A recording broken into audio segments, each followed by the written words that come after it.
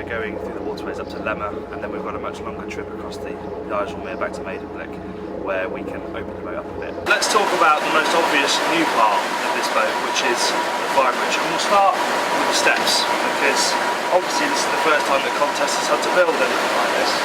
And it's quite an interesting arrangement, really. The fact that it's open back and they're open at treads means that it doesn't feel like they're imposing themselves on you too much in the cockpit, because you're losing a bit of space here, and because they're so open, it doesn't feel too claustrophobic. The only thing is they are quite steep, and although there's a rail here, it would be quite nice to have a rail up on this flat panel as well to keep yourself up, just because they are quite close together and it's quite a steep incline. In the middle of the boat, as you can see, you have very comfortable sociable seating. The owner of this boat didn't specify the table, but of course that is something you can have. And then on the navigator seat and the helm seat, both the backrests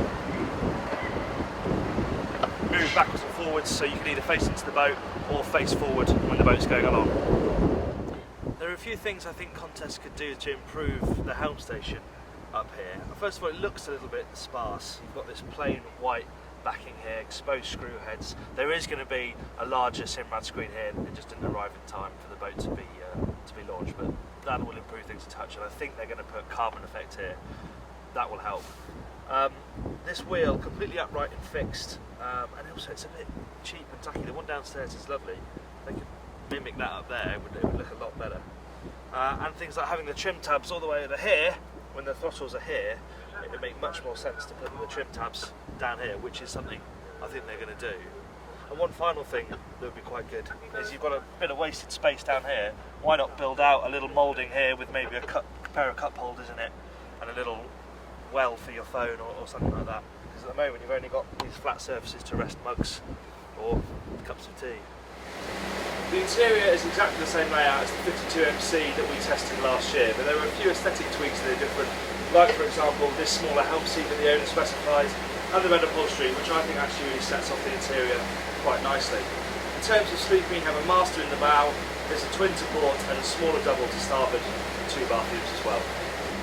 One thing that remains from the original boat is this excellent half-enclosed cockpit. There's a real feeling of safety in here thanks to these raised sides and the fact that it's inboard at the side decks. The only thing to watch out is as you go up onto the decks, you've got to clunk your head on this coaming. But the side decks themselves are absolutely excellent. Very wide, very good protection from tall bulwarks and high railings. It's a really safe and easy boat to crew. We're now crossing from Lemmer back to Maidenblick across the Isle here. And it's a very choppy down here. It's a really horrible short 2 to 3 foot chop, really nasty. But the boat is dealing with it absolutely brilliantly, which is no surprise because it's exactly what the regular boat did when we tested it last year. But these are conditions where you can picture spray lashing the decks, but we're down here with this enormous windscreen, and there's hardly a splash on it. The spray rails are doing a great job of pushing away the waves and making sure the decks stay dry. The driving environment is very good. This windscreen makes a huge difference because it curves around the corners.